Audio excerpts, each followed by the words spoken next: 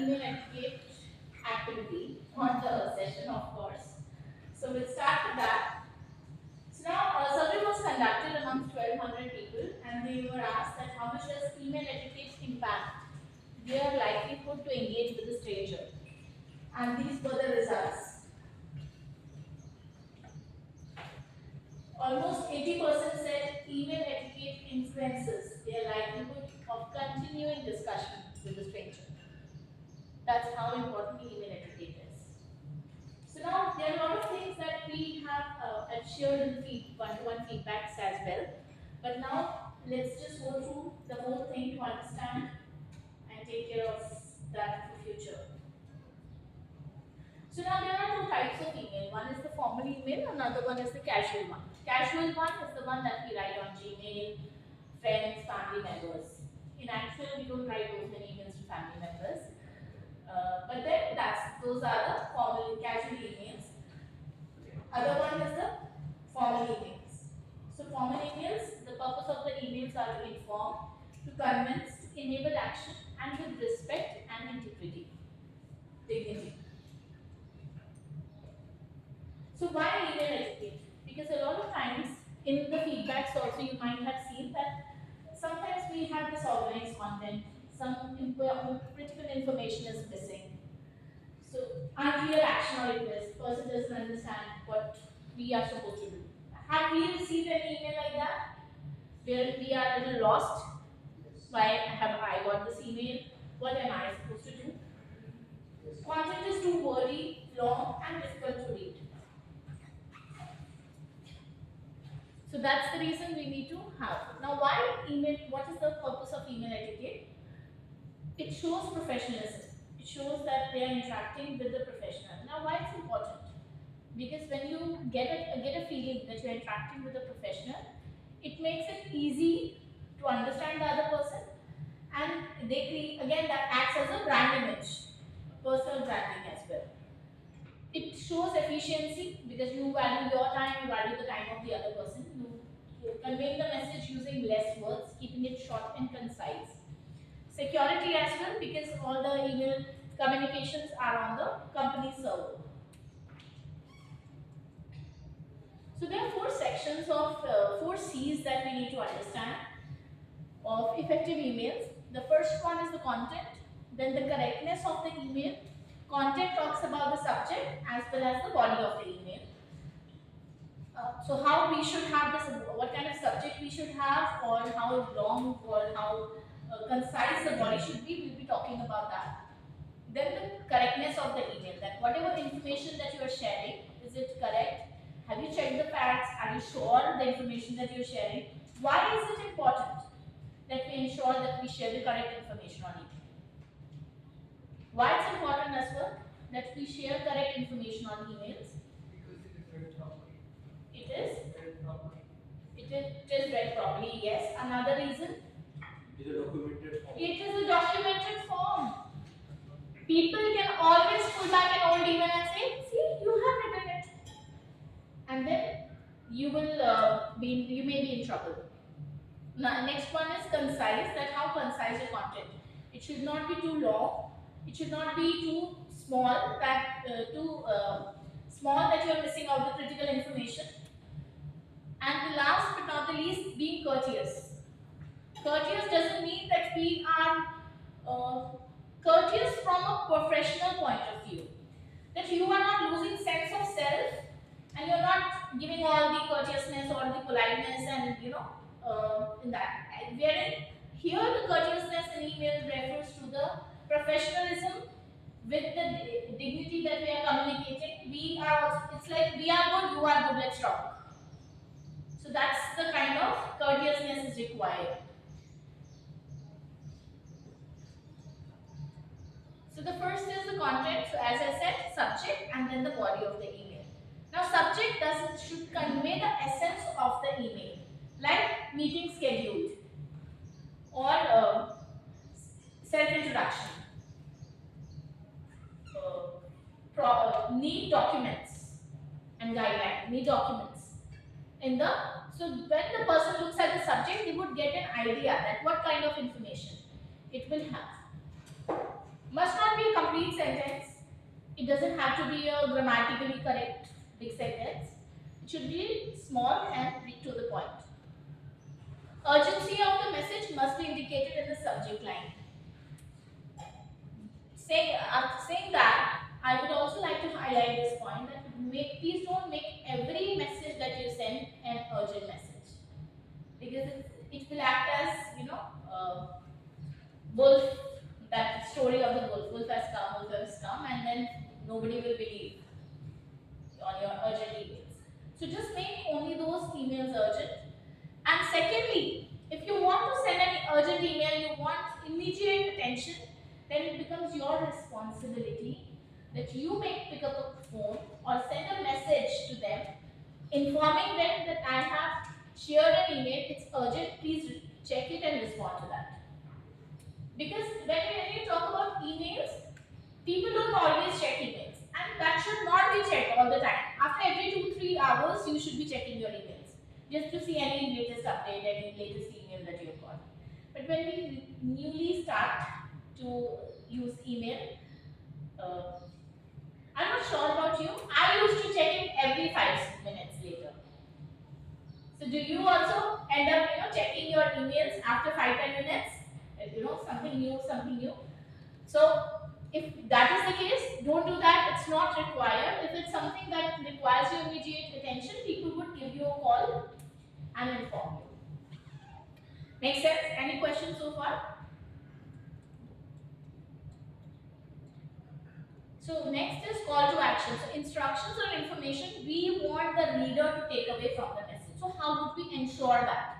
After you have drafted the full email, put yourself in the reader's shoe and read the same email from the reader's perspective. That if I'm the one receiving this email, am I getting the meaning? Am I getting what am I supposed to do with this email? Or is it just for information? So you should be able to see that. The actions that need to be taken, that what if I'm the reader, am I able to understand the actions that needs to be taken? So it should be clear in that. So convey information appropriately, check accuracy of figures and facts, accept and apologize if data is not available. See, the maximum time you should be responding to an email is 24 hours.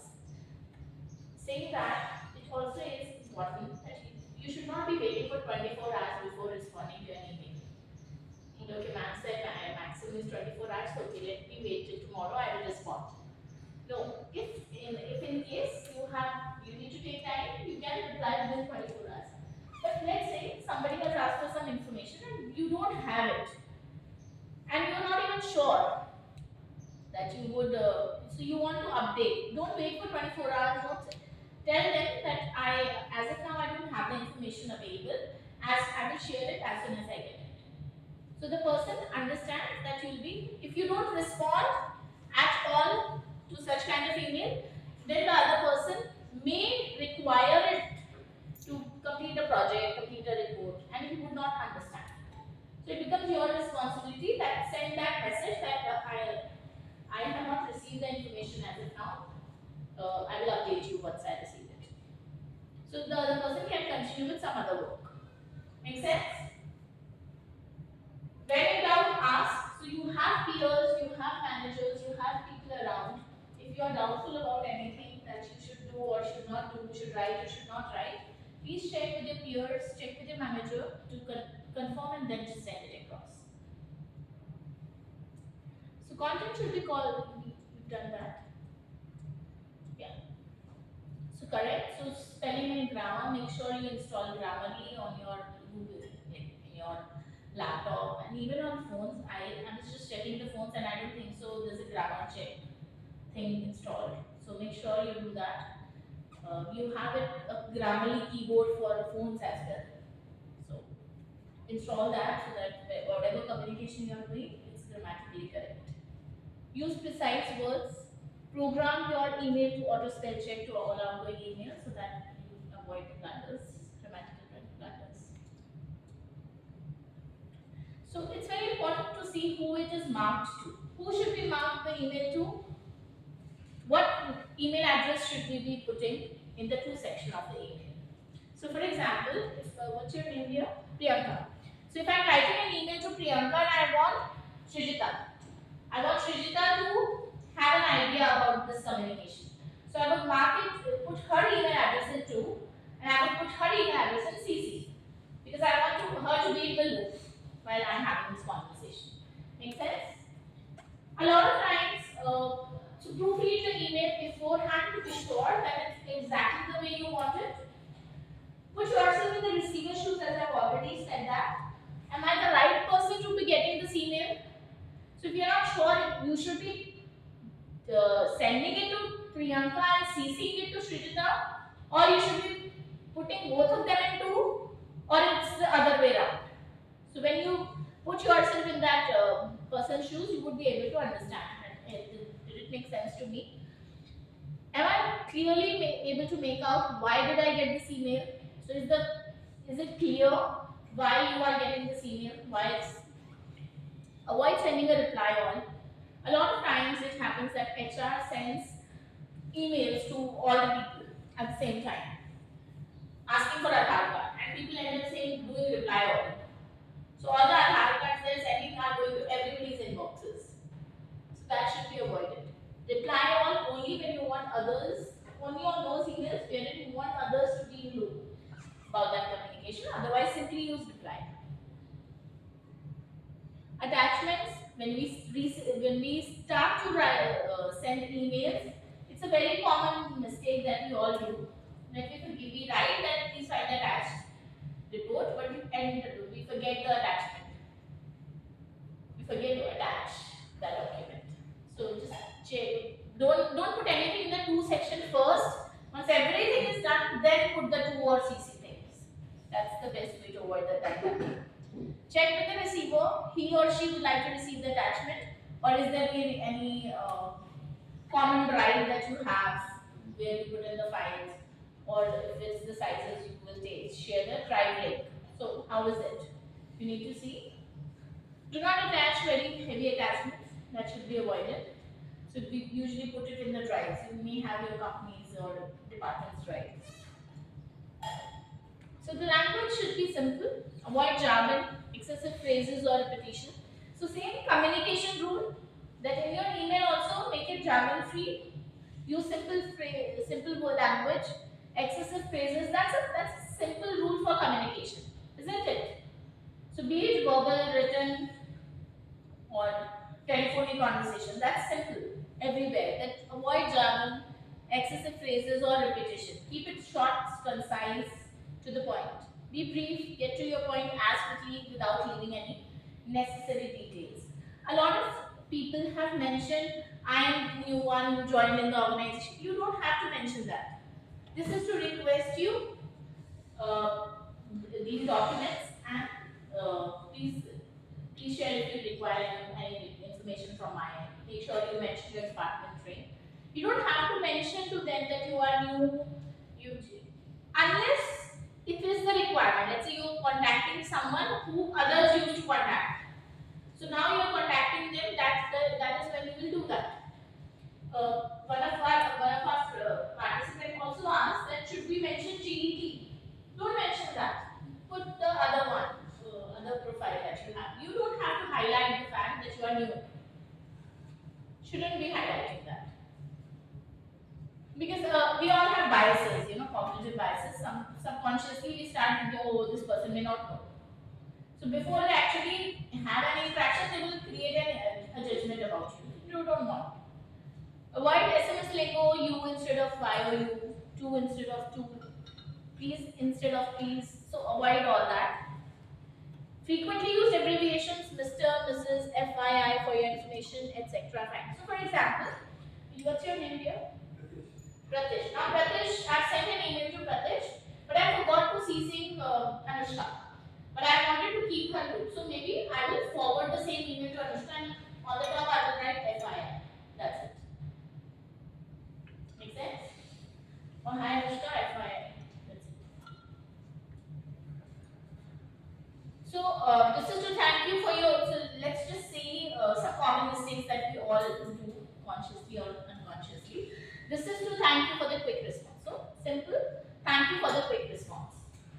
This report is in connection with the internal job posting. So this is a report on internal job posting. In majority of cases, it's found that the trains are on time. The trains are usually on time. So pick up a sentence. So first what happens when we start writing emails? We write a lot of stuff. It's okay. You write whatever comes to your mind at that time. Then you review that email and omit all the extras, all the repetitions, all the things which you feel that it's not required anymore. Make sense? But let your thought process work once and then you make a rough draft and then you make the changes. So a lot of times people draft an email in the Word so that they don't accidentally click the send button and then shorten it and then you can copy paste it over there.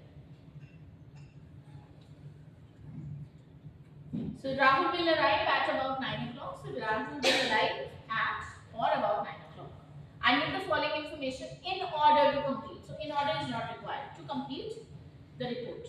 Meeting will be held for the purpose of discussing. The meeting will be held to discuss. For the purpose not required. Please use please, thank you. Avoid writing the message using all uppercase letters because it looks like you're shouting. Make sure that you spelled out the name of the recipient correctly. If you're not sure, confirm before sending it. This is a rule that you should remember when you are writing an email, when you are calling a person, spelling it correctly and also pronouncing it correctly. Because for a person, the most important word for the person is his or her name. And if you don't use that properly, it may offend the other person. Or it breaks the record. Not even offend, but it breaks the record. Like Chandamita did not lie when I did not pronounce her name correctly. But am I doing it right now? Okay.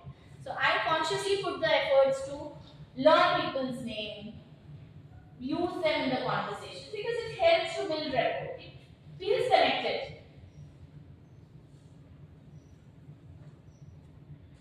So some do's: be concise and to the point, use proper spelling, grammar, and punctuation. Make it personal, use the person's name once in the conversation. Answer swiftly. Use proper structure and layout. And I've also noticed and I've shared that if you mention things like, for example, hi, prefer using hi or hello. Don't use dear. Unless you are doing it for your team only. That's still fine, but to be on the safe side, hi and hello is better. If you leave a line, then leave a line or two, then you write greetings. Then again you leave a line, then here you start. This is in regards to the telephonic conversation we had. So on. Then if it's something that you can write with the space, so give a space of line, then write the next sentence. So I'm working on this project and need that report urgently. Leave that report urgently. Then please revert in case of clarification. And best regards or thanks and regards. Your name, your position and the company name. Make sense? Spacing is very important. Again, the same concept behind spacing as well, and it should be easy on eyes. Use bullet points wherever possible.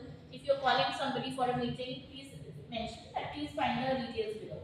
And then venue, time, date. Make sense? So take care when you use abbreviations and emoticons. Emoticons, avoid them. That's the best way. In emails, abbreviations, ensure that the people know what abbreviations that you are using. If they are not sure, don't write that. Use a meaningful subject. The subject should convey the meaning of the things that you are mentioning. Now, for example, if you have to give an update on the project and you also have to apply the leave, would you draft the same email? You would draft two different emails. Why it's important?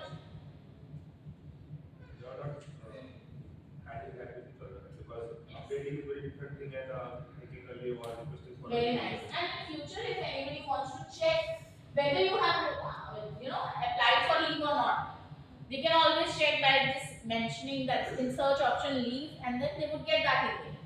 But if it's combined, it may get lost in many emails. Use active instead of passive voice. So passive is like, or active is I'm working on this, or I will rectify the problem, and passive is the problem will be rectified.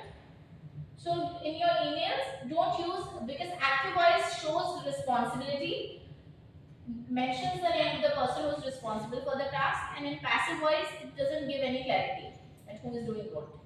So prefer using active instead of passive. And you would use passive only when it's not important that who is doing the task. Make sense? Format the email correctly. Keep your language neutral gender. So the one who receives the email, make sure that the person reads it before sending it across. Make sense? So instead of if he receives the email, he will send it. No, because by default we end it using he when we are not sure. But the best way is the one who receives the email will be sending it forward. Make sense? Use CC fields sparingly. We have already discussed that. Avoid using humor unless understood clearly by the recipient. It's a documented proof, and if the person is not in the right state of mind, it may work against you as well. Don't attach unnecessary files. Do not overuse the high priority option. We have already discussed that. Don't write in capitals. It shows that you are shouting. Don't leave out the message thread. It's very important that if your manager is asking you for a report, you reply to that email rather than creating a new email. Because it's always easy to check on that communication. A lot of times nowadays, since WhatsApp has become an integral part of our system as well in companies, a lot of information people ask and send it on WhatsApp as well. So if they are asking or they are sending some information on WhatsApp, and if you unknowingly you may end up deleting it, or maybe you have that timer thing, so that communication may go away. So the best way is, the best way is you ask the person to send an email, send in the email the same request, just to keep a track of things. That's the best way. Do not, you can respond to that, but you can also request them that please send a formal email about this, and keep on following up on that. Make sense? Do not overuse reply to all. We have already discussed that. Do not use the color red for attention. Do not forward chain emails. Should not be doing that at all. Do not request delivery and read receipts. Avoid that. It doesn't look professional. Don't ask to recall a message. Please check the message. Again, just the thing that it doesn't look professional. Don't copy a message or attachment without permission. So if it's attachment that has been sent, if they have asked you to send it forward, use the attachment, then use it. Otherwise, don't use somebody else's. Do not use email to discuss confidential information.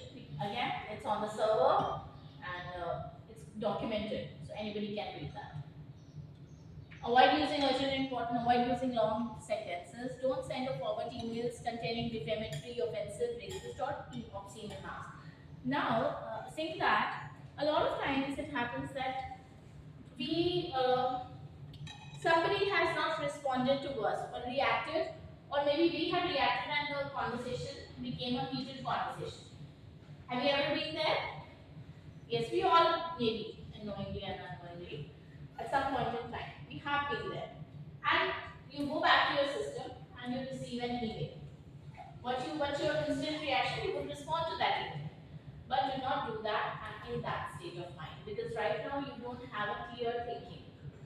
You are in a different state of mind, and if you write an email, it will become a documented proof. If you don't believe me, try this out. You write whenever you're angry, you write something, and check it after half an hour or 1 hour. You will make the changes in that content. because it will have all the emotions that you will be feeling at that time. So the best way is avoid that. Go out, have fresh air, change your mind, change your emotions. I have shared techniques yesterday, today as well, that anything you can do. See, if you are feeling upset and you know that it's your presentation, so you need to feel motivated. Listen to a podcast, listen to read that quote that inspires you. If you notice that I have this thing on my desktop as well, this one. So I keep on have something motivational to you so that at those moments when you may lose patience, you have something to pull you back. Or have a chat with a friend who can give you energy. Chat to give energy. Chat to discuss your sadness, grief during your office hours will not motivate you because you are again repeating the same incident with someone else. Are you getting my point? Let's say I had a hard time with him. I had an argument. And I'm calling him because he's my friend. And I'm calling him. What I do? But that's our usual behavior. I'll tell him what has happened today and how pissed off I'm feeling right now. But he may add few things. He may add his thoughts. If he has a good rapport, he will try to neutralize. If he has a good rapport with him, he'll try to neutralize. Otherwise, he may also add few things to the fire, and that will not put me in the right state of mind. So, even though it appears very fascinating, it seems very comforting. Don't do that. Stop sharing your problems with people. People don't care. Half of them don't care, and others are really happy you have them. So be self-motivated. Look for ways what charges you. So for me, there are certain procedures that I do in the morning. I get up early. I like to 10 points of gratitude that I'm blessed with in my life. I meditate, exercise, listen to something motivational. I give a lot of yarn, but I don't get updated. So I listen to audiobooks. My kitchen is my library. So when I'm going over there, I listen to. Whenever I get some time, I read thoughts, positive thoughts. I write also. So it's my way of rejuvenating or being self-motivated. You may have the same way, you may choose the same way, you may choose something different. Maybe gym works for you, maybe dance works for you, maybe playing music or listening to music. Even uplifting, motivational music helps. So I have all these playlists, and I'm sure you also have for different state of minds. So when I'm feeling religious, I play some bhajans. When I'm feeling I want to listen to somebody who has achieved something, maybe Jack Epos, Indra Nui. I have a playlist wherein I have all those interviews. There are some playlists wherein I have all these English motivational songs. So depend upon all these are positive only. So depending upon that point of time, what is my mood, I choose that. So that is my way of self motivation. So always you need to look for a way that motivates you as well. Make sense? So when you are upset, coming back to my point that I started with, when you're upset, don't respond to emails, refresh your mood, and then come back to work. Because this work is your choice. It's not a compulsion that somebody has forced you to come and join philosopher. So if it's your choice, it's your responsibility as well. So we have already done that, so I'll not go through that. Now, what we'll do some, I'll give you some topics. I'll first divide the teams. I have few topics that we'll be doing today, and I will be dividing teams, and I'll be giving each team one topic. And before we start the topic, we'll do that role play. Interesting? Make sense? For example, the first topic is customer centricity. So if I made a group of 4 people each. So the first group gets customer centricity. So they will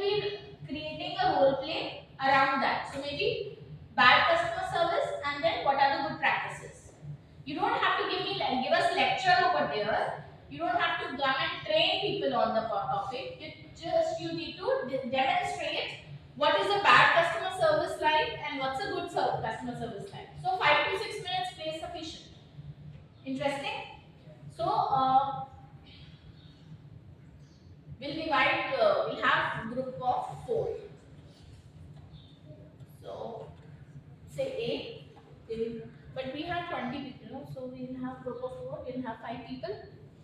A, D, E.